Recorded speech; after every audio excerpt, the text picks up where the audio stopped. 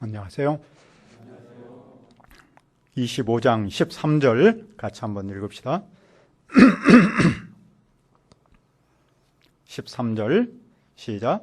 그와 그의 후손에게 영원한 제사장 직분의 언약이라. 그가 그의 하나님을 위하여 질투하여 이스라엘 자손을 속죄하였음이니라. 하나님 아버지, 이 시간에 예배하기 위해서 이 자리에 모였습니다. 성령 하나님께서 함께해 주십시오.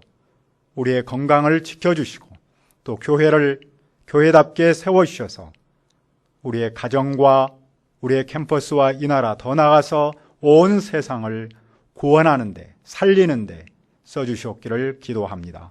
성령 하나님께서 함께해 주시옵소서. 예수님의 이름으로 기도합니다. 아멘. 우리가 이런 말을 들어서 알고 있습니다.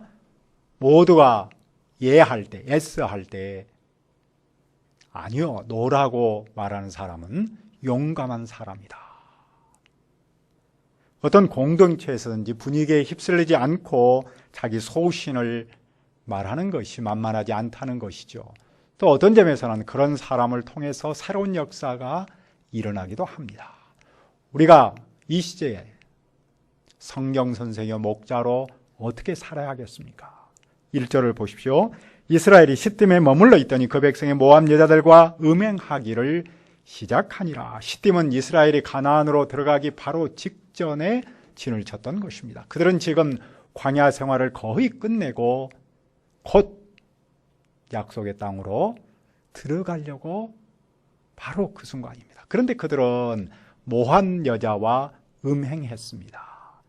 그들은 육체적으로 부적절한 관계에 빠졌을 뿐만 아니라 신앙적으로도 부적절한 관계에 빠진 겁니다. 왜냐하면 모압 여자는 자기 신에게 제사할 때 이스라엘 남자를 초청하여 먹고 마시며 그 신에게 제사했기 때문입니다.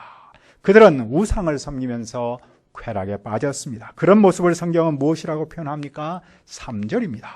이스라엘이 바알보엘에게 가담한지라. 여호와께서 이스라엘에게 진노하시니라. 바알보엘은 부올의 바알, 그러니까 부올은 지명을 말하겠죠. 부올에서 섬긴 바알, 그런 뜻입니다.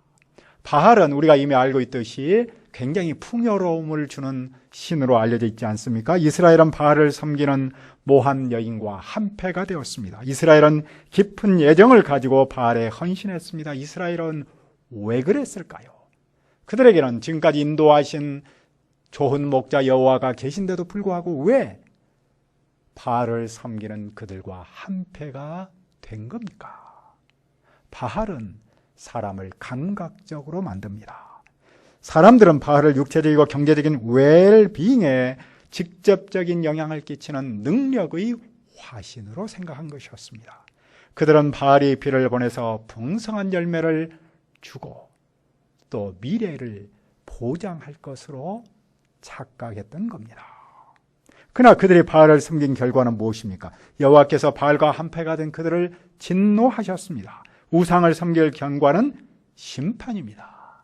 여호와는 모세에게 백성의 지도자들을 잡아서 죽이도록 했습니다. 모세는 바알보올에 가담한 모든 사람을 심판하려고 합니다. 여호와께서는 왜 그렇게 진노하실까요? 여호와는 음행을 싫어하기 때문입니다. 즉 육체적인 부적절한 관계뿐만 아니라 신앙적인 부적절한 관계를 맺는 것을 싫어하신다는 뜻이겠죠. 이스라엘은 40년 동안 광야 생활을 해와서 이제는 하나님께서 두신 그 놀라운 소망, 즉 약속의 땅에 들어가서 거룩한 제사장 백성으로 살아야 합니다. 그래서 이제까지 하나님은 그들의 허물과 실수와 죄악을 다 품고 감당해 주셨습니다. 그런데 새 역사를 시작해야 할 그 시점에서 그들은 죄를 지었으니 얼마나 안타깝겠습니까? 새 시대의 새 역사를 새롭게 시작해야 할 그 순간에 무너진 그들을 보고 여호와가 화를 내시는 것은 당연한 일이겠죠. 그런데 또 무슨 일이 일어났습니까? 6절을 보십시오.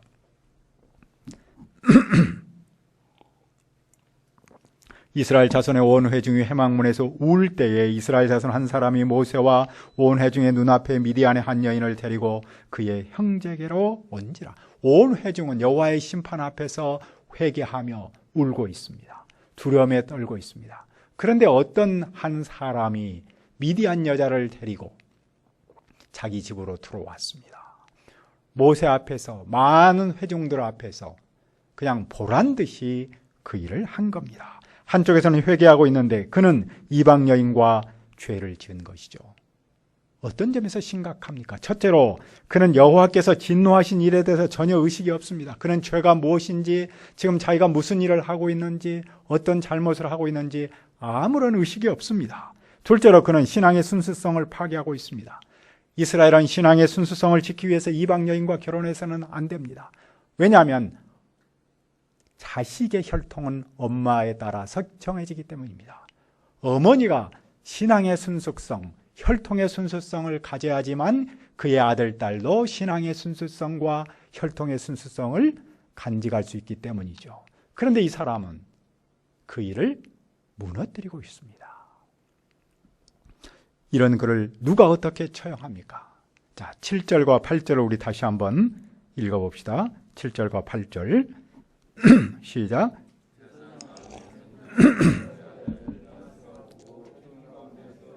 손에 창을 들고 그 이스라엘 남자를 따라 그의 막사에 들어가 이스라엘 남자와 그 여인의 배를 꿰뚫어서 두 사람을 죽이니 연병이 이스라엘 자손에게서 그쳤더라. 제사장인 비느하스가 창을 들었습니다. 그는 이스라엘 남자를 따라 그의 막사에 들어가서 그 남자와 그 여자의 배를 찔러서 죽였습니다. 좀 잔인해 보이죠? 그런데 연병이 있었는데 연병이 그치고 24,000명이 죽었습니다. 여호와께서 비느하스를 어떻게 평가하십니까? 11절을 보십시오. 이스라엘 제사장 아론의 손자 엘라스의 아들 비느하스가 내 질투심으로 질투하여 이스라엘 자손 중에서 내 노를 돌이켜서 내 질투심으로 그들을 소멸하지 않게 하였도다. 비느하스가 두 사람을 창으로 죽인 것은 여호와의 질투심으로 질투했기 때문입니다. 질투심은 무엇입니까? 남자와 여자가 아주 뜨겁게 사랑할 때 생기는 희생, 또는 부모와 자식 간에서 뜨겁게 사랑할 때 다른 어떤 것이 들어올 때 생기는 희생을 말하지 않습니까?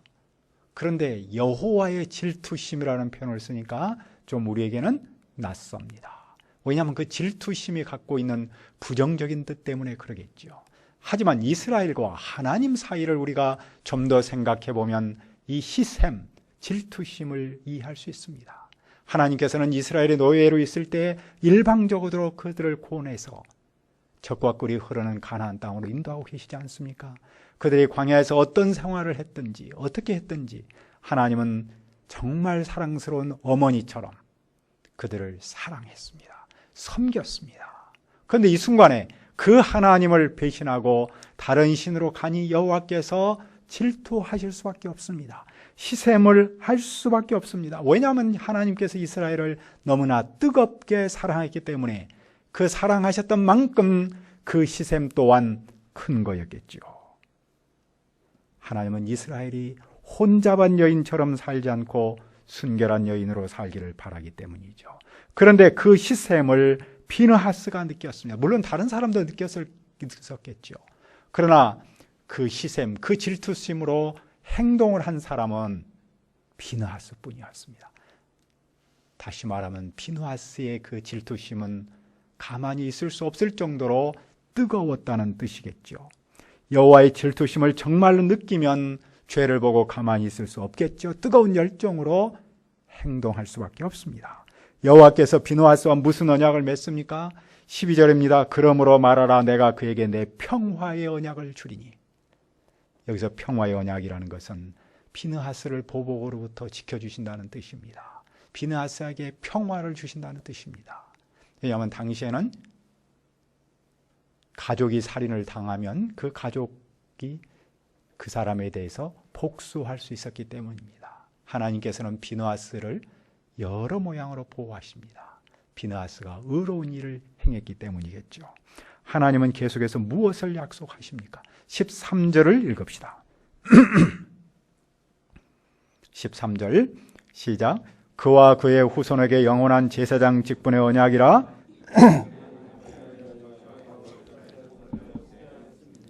이스라엘 자손을 속죄하였음이라 라고 말씀합니다.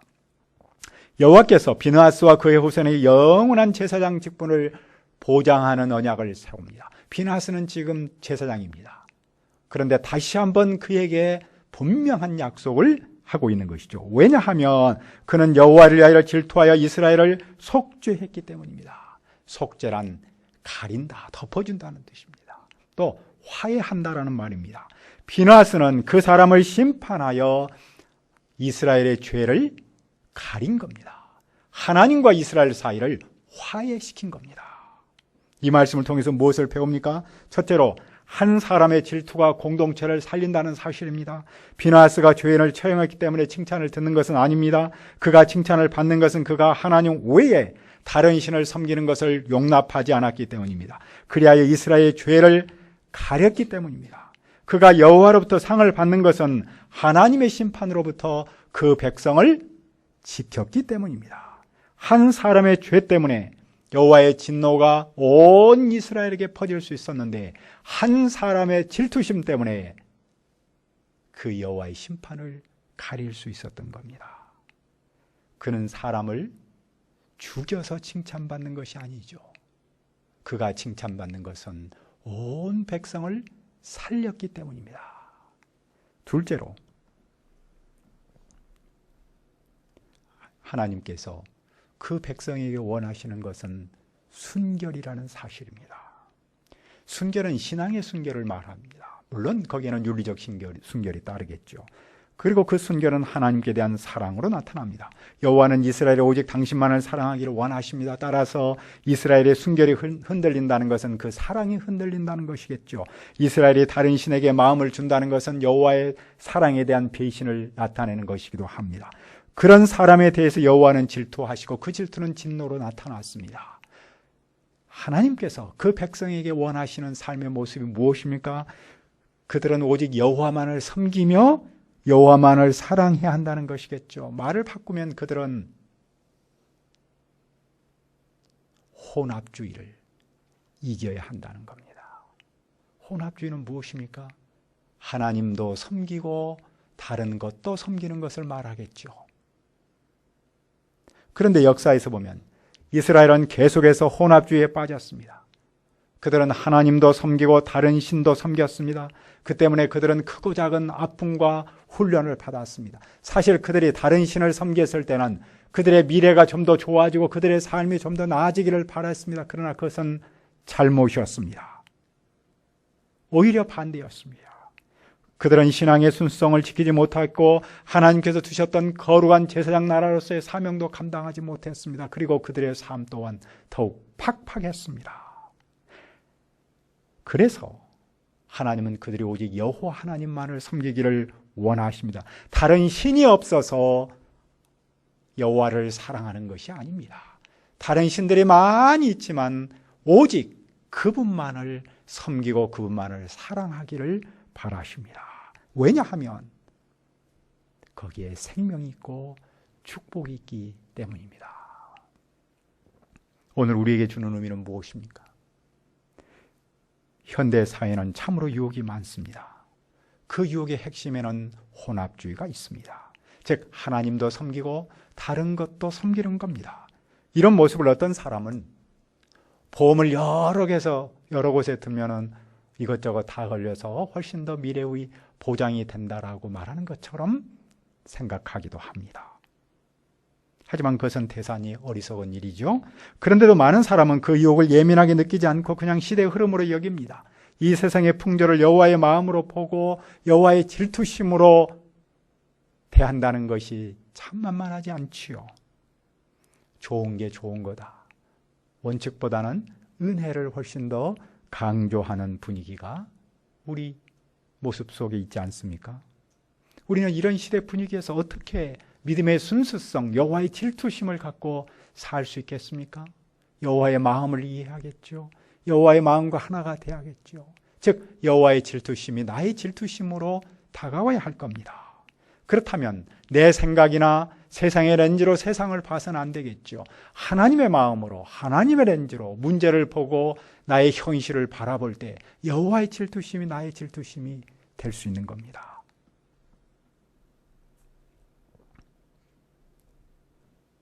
코로나 대유행은 우리의 신앙생활과 예배에 큰 변화를 주고 있지 않습니까? 근데 사실 우리가 성경을 보면 신앙생활과 예배의 변혁은 몇 번 있었습니다. 그 대표적인 것 중에 하나가 무엇입니까? 본래 이스라엘 백성은 예루살렘에 들어가서 예루살렘 성전을 짓고 오직 그 성전에서만 제사하도록 했습니다. 그것 또한 짐승의 피를 드림으로만 제사하도록 했습니다. 지방에서 제사한다든지 다른 스타일로 예배하는 것은 전혀 인정하지 않았습니다. 그런데 바벨론 포로로 끌려가면서 이스라엘 예루살렘 성전이 무너졌고 그들은 성전을 잃어버렸습니다. 그들은 성전이 없어졌습니다. 그들은 언제부터인가 지역에서 작은 모임을 만들어서 예배했습니다. 그것이 회당입니다. 그러나 사실 회당에서 예배하면서 예루살렘 성전에서 드렸던 그 예배를 대체한다고 생각할 때는 마음에 전혀 만족할 수가 없었습니다. 그래서 바벨론 포로에서 돌아온 이후에 그들은 가장 먼저 무엇을 했습니까? 바로 예루살렘 성전을 다시 지었습니다. 예루살렘 성전을 다시 지으면서 본래 드렸던 그 예배, 그 제사를 회복하고자 했습니다. 즉 짐승 제사를 회복하려고 했습니다. 그런데 하나님께서는 에스라 선지자를 통해서 이제는 짐승 제사 중심이 아니라 말씀 중심의 제사를 하도록 방향을 바꾸셨습니다. 예수님께서 오셔서 건물 성전을 헐어야 한다고 말씀하셨습니다.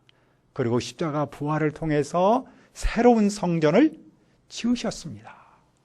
그 새로운 성전이 곧 교회 공동체가 되지 않습니까? 교회 공동체는 동역자들이 모이기를 힘쓰고 서로 교제하고 봉사하고 섬기는 그런 모습으로 완전히 바뀌었습니다.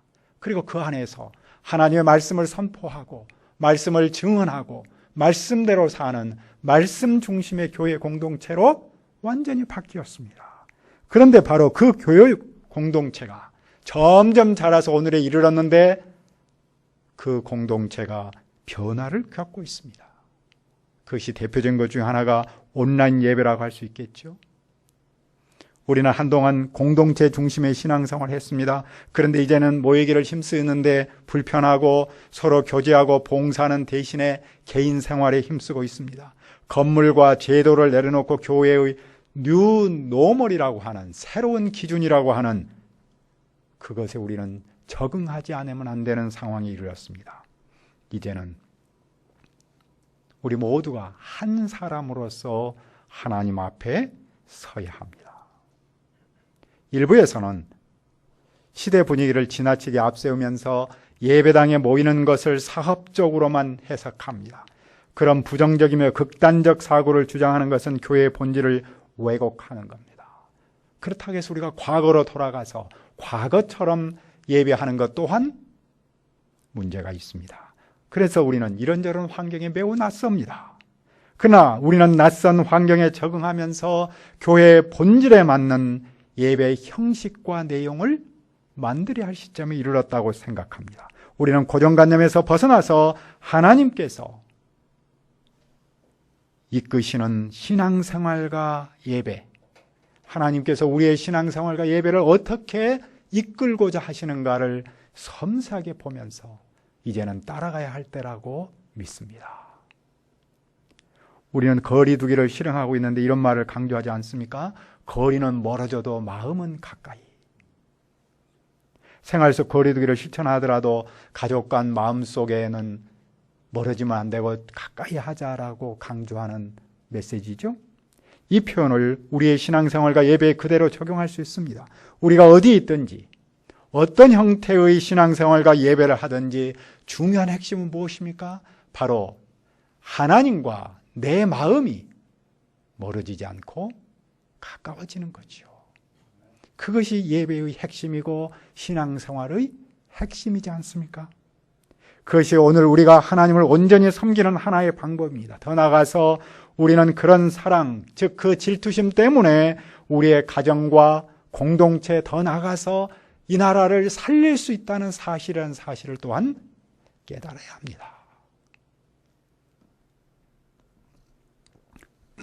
아브라함 때 소돔과 고모라의 부르짐이 크고 그 죄악이 심히 무거웠습니다. 여호와께서 그것을 보시고는 심판하러 오셨습니다. 그때 아브라함이 하나님께 무슨 기도를 했습니까?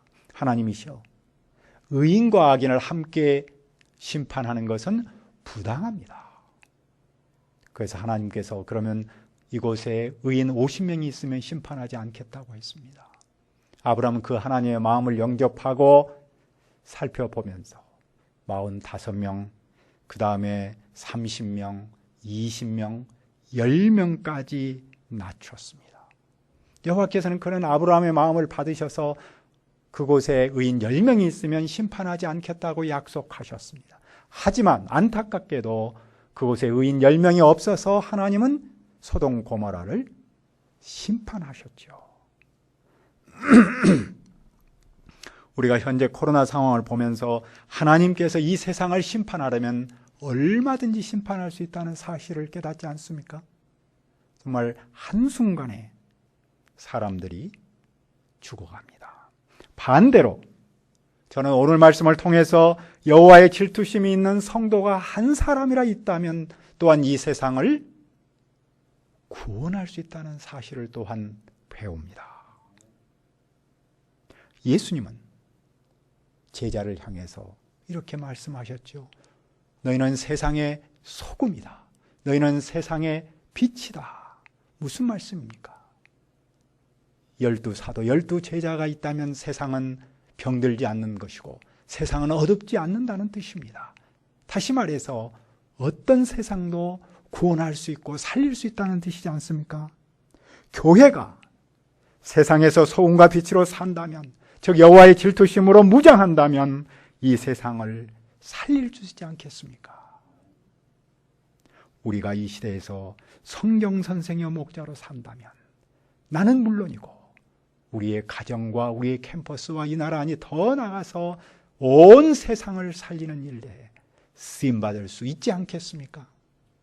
그 점에서 우리는 여호와의 질투심이 나의 질투심이 되도록 기도하기를 원합니다.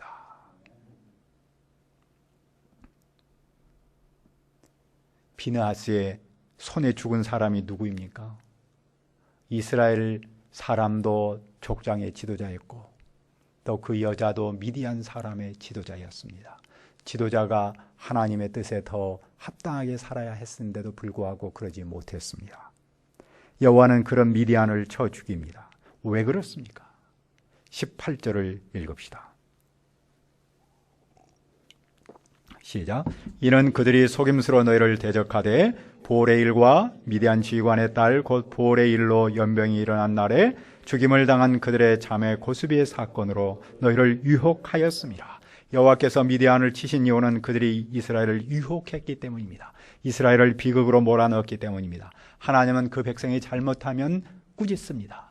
그러나 그 백성을 잘못하도록 유혹하는 그 대상도 책망합니다. 그 점에서 볼 때 하나님은 그 백성을 유혹하는 사탄도 최후에는 심판하시겠죠?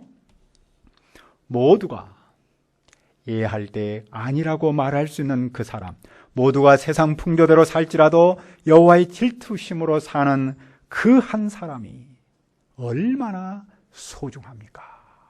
우리 한 사람 한 사람이, 우리의 교회 공동체가 이 힘든 시기에 여호와의 질투심으로 무장해서 세상을 살리는 일에 쓰임받도록 기도합니다. 은혜로우신 아버지 하나님, 시대가 많이 힘들고 어려움이 많이 있습니다. 그러나 이 세상을 살릴 수 있는 것은 한 사람이 여호와의 질투심으로 무장하는 데서부터 시작함을 믿습니다. 아버지 하나님이셔 우리 한 사람 한 사람이, 우리의 교회 공동체가 세상의 흐름에 따라가지 아니하고 오직 여호와의 질투심으로 무장하여 이 세상을 살릴 수 있도록 도와주시옵소서. 예수님의 이름으로 기도합니다. 아멘.